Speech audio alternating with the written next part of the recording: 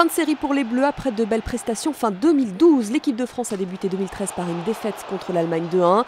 Et c'est le premier coup d'arrêt des Bleus de Didier Deschamps avant de se replonger dans les qualifications pour la Coupe du Monde. Thibaut Jeangrande, Jérôme Sillon. Surprenante en Espagne, convaincante en Italie, l'équipe de France n'a pas confirmé à Saint-Denis. Contre l'Allemagne, les Bleus se sont inclinés pour la deuxième fois de l'ère Deschamps, malgré l'ouverture du score de Mathieu Valbuena. On avait vraiment à cœur de rester sur la continuité de ce qu'on avait fait contre l'Italie et l'Espagne. Je pense que dans l'état d'esprit, dans la générosité, dans tous ces mots-là, on a vu une bonne équipe de France. Maintenant, pas assez pour pouvoir gagner ce match. Maintenant, comme j'ai dit, il faut pas tourner noir non plus quand il y a une défaite. Malgré le nouveau match raté de Benzema et le nombre d'occasions concédées, l'équipe de France a été par moments convaincante. Hugo Lloris a encore été décisif, Ribéry et Valbuena constamment dangereux. On s'est trouvé assez souvent en position de frappe. Le gardien en face aussi a fait quelques arrêts importants. Face à une telle équipe, sur le plan offensif, je le répète, on a eu des actions de qualité. Des actions qu'il faudra concrétiser le mois prochain contre la Géorgie et l'Espagne. Deux matchs très importants dans la course à la qualification au Mondial 2014. Beaucoup d'autres belles affiches hier soir et une victoire pour l'Espagne 3-1 face à l'Uruguay.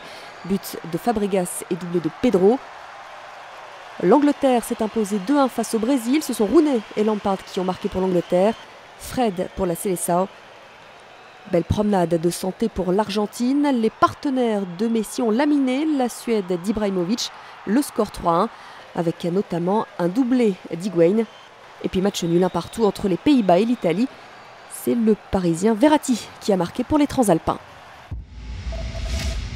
Au Mali, comme ici à Douentza, on avait le cœur un petit peu gros. Les Aigles ont perdu en demi-finale de la Coupe d'Afrique des Nations hier, battu 4-1 par le Nigeria. Le Nigeria opposé en finale au Burkina Faso, qui a éliminé le Ghana à la séance de tir au but. Après les aveux médiatiques, les aveux devant la justice, peut-être pour bientôt pour Lance Armstrong. L'agence américaine antidopage a annoncé cette nuit que le Texan bénéficiait de 2 semaines supplémentaires pour coopérer avec les enquêteurs. L'ex-champion cycliste qui est par ailleurs devenu hier le sportif le plus détesté des Américains. Une belle surprise et une belle histoire aux mondiaux de Schladming. Gauthier de Tessières a décroché la médaille d'argent du Super G. Alors qu'au départ, il n'était que simple remplaçant en équipe de France. Premier podium donc pour les Bleus dans ces mondiaux. Le titre est revenu à l'Américain Ted Ligety.